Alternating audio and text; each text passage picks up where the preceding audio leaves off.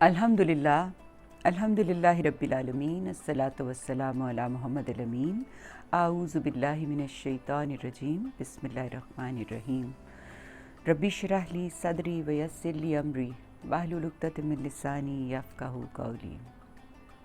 अस्सलामु अलैकुम। कल हमने कुरान पाक में ज़िक्र के हवाले से जो हिदायत हमें मिली, जो आयात थीं, उनको हमने देखा, जिसमें ज़िक्र के हवाले से जो ज़िक्र का हुक्म है वो बयान हुआ था। उसके साथ साथ ज़िक्र जो है वो हमारे अंदर क्या तब्दीली लेके आता है, हमारे दिलों को इत्मीनान कैसे मिलता है, हमारे ईमान में बढ़ोतरी कैसे होती है, इसके हवाले से भी हमने आयात देखी थी। हमने कल जो ज़िक्र के हवाले से अहम चीज़ समझी वो ये थी कि ज़िक्र असल में कुरान पाक के हवाले से है क्या। उसमें हमने ये देखा कि ज़िक्र जो है वो नमाज है, वो कुरान है, वो तस्बीहात हैं, वो दुआएं हैं जो नबी पाक ने हमें सिखाई, वो दुआएं हैं जो हम अपने दिल से खुदा के साथ कनेक्ट करने के लिए करते हैं। और आखिर में हमने ये देखा कि खुदा के होने का एहसास, उसका हम पे छाया होना, उसके सामने अकाउंटेबिलिटी, ये भी हमारा ज़िक्र है और अल्लाह ताला के यहाँ ये पसंदीदा है। अल्लाह चाहते हैं कि हम उनका ज़िक्र करें। कल हमने ये सारी इनसे मुतल्लिक जो आयात थी उनको हमने मुख्तसरन देखा। आज हम आगे बढ़ते हुए ज़िक्र के हवाले से ही दो चीज़ें और देखेंगे। वो दो चीज़ें क्या हैं? एक तो ये कि कुरान पाक ज़िक्र के हवाले से क्या तरगीब देता है और क्या नसीहत करता है, इससे मुतल्लिक हम चंद आयात आपके सामने रखेंगे। और उसके अलावा जो दूसरी चीज़ हमने देखनी है ज़िक्र के हवाले से वो ये है कि ज़िक्र करने वालों की अल्लाह ताला ने कुरान पाक में सिफ़ात क्या बयान की हैं। हम उनको अपने ऊपर अप्लाई करके देख सकते हैं कि क्या हमारे अंदर वो बात मौजूद है। तो अगर हम ये बात हमारे अंदर मौजूद है तो ज़ाहिर है कि हम अल्लाह के उन लोगों में शामिल हो जाएंगे जिनको वो पसंद फरमाता है। तो आज हम आगे बढ़ते हुए इन दो चीज़ों को देखते हैं। सबसे पहले हम आयत देखेंगे जो ज़िक्र की तरगीब के हवाले से, ज़िक्र की नसीहत के हवाले से की गई है। उसके बारे में हम आपको बताएंगे और आप उसको अप्लाई करके देखें कि आपके अंदर उसके हवाले से क्या कुछ मौजूद है। सूरत बकरा की आयत 152 हम देखेंगे, जिसमें कि तहवील किबला के हुक्म के बाद ये आयत नाज़िल हुई थी, जिसमें अल्लाह ताला ने उम्मत मुस्लिमा के साथ एक मुआहदा कर लिया जो कि हमारे लिए बड़ा ही ऑनर है। ये अल्लाह ताला ने हमारे लिए यानी हमें एलिवेट किया और ये हमसे वादा किया, और ये वादा उसके ज़िक्र के हवाले से है। फरमाया, बिस्मिल्लाहिर्रहमानिर्रहीम, तुम मुझे याद रखो, मैं तुम्हें याद रखूँगा, और मेरे शुक्रगुज़ार बन के रहो, मेरी नाशुक्री ना करना। गोया अल्लाह ताला के याद रखने से यहाँ मुराद क्या है? अल्लाह ताला फरमा रहे हैं कि मेरा ज़िक्र करोगे, यानी ज़ाहिर है कि नमाज कायम करनी है, ज़ाहिर है कि ये जो कुरान जो नाज़िल हुआ है इसको पढ़ना है, इसको समझना है, इसको अपनी ज़िंदगी पे अप्लाई करना है, और खुदा की बड़ाई बयान करनी है। वो है ही बड़ा और उसकी बड़ाई बयान करनी है, और उसके साथ साथ दुआएं, वो दुआएं जो हमारे नबी पाक सल्लल्लाहु अलैहि वसल्लम ने ख़ुद भी की और हमें भी सिखाई, वो करनी है। और उसके साथ साथ हमने हर वक्त इस एहसास के साथ जीना है कि वो रब जिसने हमें पैदा किया है, एक दिन हमने उसके पास जाना है, वो हमें देख रहा है, हम जो कुछ भी कर रहे हैं वो उसके सामने है। हमने इसको हर लम्हे अपने ऊपर तारी रखना है, यानी खुदा के होने का एहसास हमारे ऊपर छाया रहना चाहिए। ये है जो हमारा ज़िक्र है, जो यहाँ मतलूब है। जब हम ये करते हैं तो फिर अल्लाह ताला ने कहा मैं तुम्हें याद रखूँगा, और अल्लाह का याद रखना ऐसा याद रखना नहीं है, ये तो कामयाबी की अलामत है, इस दुनिया की भी कामयाबी और वो कामयाबी जिसको सबसे बड़ी कामयाबी अल्लाह ने करार दिया, यानी جنت میں داخلے کی کامیابی۔ تو یہ اللہ تعالیٰ نے ذکر کی ترغیب اور نصیحت کی۔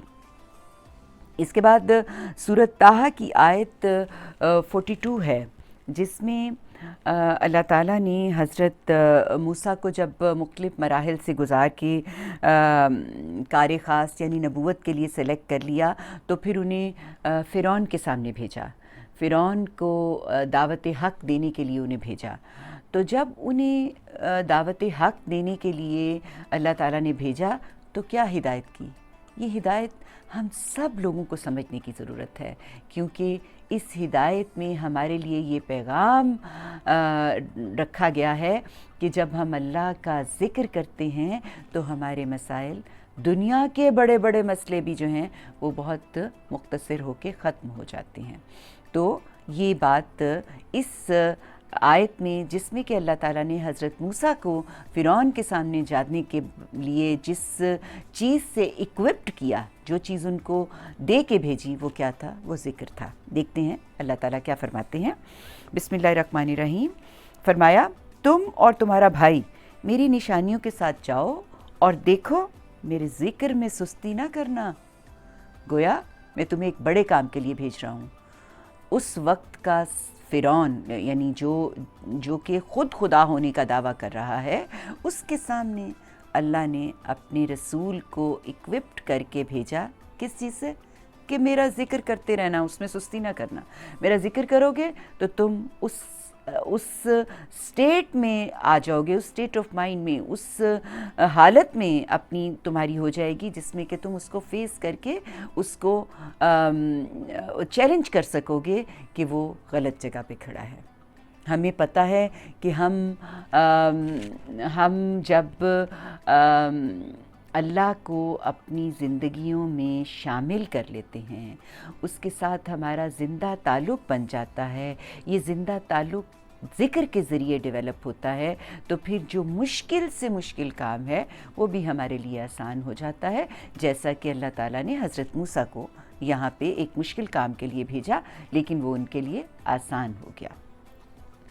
اس کے بعد فرمایا سورۃ اعراف کی آیت 205 میں اللہ تعالیٰ فرماتے ہیں کہ یہ جو آیات ہیں یہ اس زمانے میں نازل ہوئیں جس زمانے میں اللہ تعالیٰ نے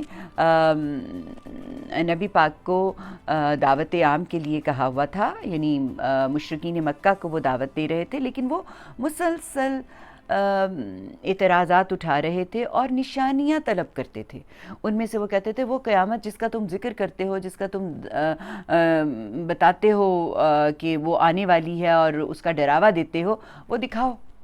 تو اللہ تعالیٰ نے اس کے جواب میں ان آیات کے ذریعے نبی پاک کو حوصلہ دیا اور بتایا کہ تم اس طریقے سے ان کے ساتھ معاملہ کرو۔ مانی رحم فرمایا، اپنے رب کو صبح شام یاد کرو اے پیغمبر، دل ہی دل میں، عاجزی اور خوف کے ساتھ، اور بولنے میں ہلکی آواز سے، اور ان لوگوں میں سے نہ ہو جائیو جو غفلت میں پڑے ہوئے ہیں۔ گویا جب نبی پاک کے اوپر اہل مکہ نے ظلم کے پہاڑ توڑے اور ان کے ساتھ ضد بازی کر کے ان سے نشانیوں کے مطالبے کیے، تو اللہ تعالیٰ نے نبی پاک کو جس بات کی طرف متوجہ کیا وہ یہی تھا کہ میرا ذکر کرو، مجھے یاد کرو صبح شام، ہلکی آواز میں، اپنے دل میں، اپنی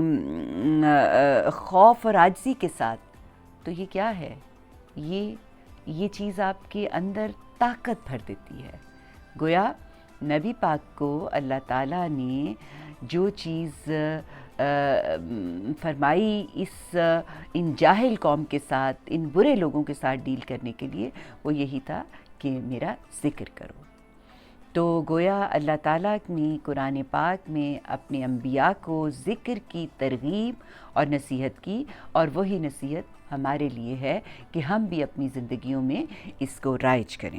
ایک جو نیکسٹ پوائنٹ ہے اس کا کہ اللہ تعالیٰ نے قرآن پاک میں ذکر کرنے والوں کی صفات کیا بیان کی ہیں، ان کے حوالے سے ہم دیکھتے ہیں کہ سورۃ آل عمران میں 190 اور 191 آیت میں اللہ تعالیٰ نے ان مومنین، وہ لوگ جو اللہ تعالیٰ کا ذکر کرتے ہیں، جو اللہ تعالیٰ کی بڑائی بیان کرتے رہتے ہیں، ان کی صفات بتائی ہیں کہ وہ لوگ کیسے ہوتے ہیں۔ ہم اپنے اندر جھانک کے اس معیار پہ خود کو دیکھیں تو ہمیں بھی سمجھ آئے گی کہ ہم نے کیا اٹین کرنا ہے، کس کے لیے کوشش کرنی ہے۔ تو فرمایا بسم اللہ الرحمن الرحیم، نبی پاک کو مخاطب کر کے کہا کہ یہ عقل کے اندھے ہیں، اس لیے پیغمبر یہ ایمان کے لیے نشانیاں مانگتے ہیں، ورنہ حقیقت یہ ہے کہ زمین اور آسمان کے بنانے میں اور دن اور رات کے باری باری آنے جانے میں ان لوگوں کے لیے بہت سی نشانیاں ہیں جو بصیرت والے ہیں۔ یعنی یہ جو لوگ اپنی عقل کو استعمال کر رہے ہوتے ہیں، جو غور و فکر کر رہے ہوتے ہیں، ان کے لیے تو دنیا میں نشانیاں بے شمار بکھری پڑی ہیں۔ اس میں سب سے بڑی نشانی تو ہمارے پاس ہر روز یہ ہے کہ صبح ہوتی ہے اور رات ہوتی ہے۔ یہ صبح اور رات کون کر رہا ہے؟ یہ ہمارا رب ہے جو یہ کر رہا ہے۔ اگر ہم غور کریں تو ہم بڑی آسانی سے اس تک پہنچ سکتے ہیں۔ تو یہ غور کرنے والے لوگ ہیں۔ ان کے لیے جو کھڑے اور بیٹھے اور اپنے پہلوؤں پر لیٹے ہر حال میں خدا کو یاد کرنے اور زمین اور آسمان کی خلقت میں غور کرتے رہتے ہیں۔ یہ کون لوگ ہیں؟ یہ وہ لوگ ہیں جو اللہ کے ہاں معتبر ہیں۔ کیوں؟ کیونکہ وہ غور کر رہے ہیں۔ کیوں؟ کیونکہ وہ ذکر کر رہے ہیں۔ کیوں؟ وہ اللہ تعالیٰ کے بتائے ہوئے اصول، طریقے، یعنی جو ذکر کا اللہ تعالیٰ نے حکم دیا ہے اس کے مطابق بیہیو کرتے ہیں۔ یعنی وہ نماز قائم کرتے ہیں، وہ اللہ تعالیٰ کی کتاب کو پڑھتے ہیں، وہ اللہ تعالیٰ کی تسبیحات کرتے ہیں، وہ اللہ سے دعا کرتے ہیں اور اللہ کے اپنے اوپر چھائے ہونے اور اس کی جواب دہی جو ہے اس کے بارے میں متنبع رہتے ہیں۔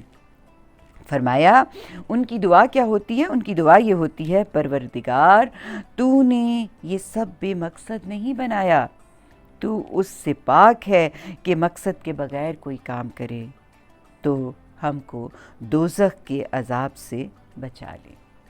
گویا ہم یہ وہ لوگ ہیں جو خدا کا ذکر کرتے ہیں ہر حال میں، اور یہ اس بات کو سمجھتے ہیں کہ اللہ تعالیٰ نے کوئی بھی چیز ابس بے مقصد پیدا نہیں کی، تو ظاہر ہے کہ یہ دنیا پوری جو ہے وہ مقصد کے تحت ہے۔ اس میں دن اور رات کی ہی نشانی سمجھنے والے کے لیے بہت ہے۔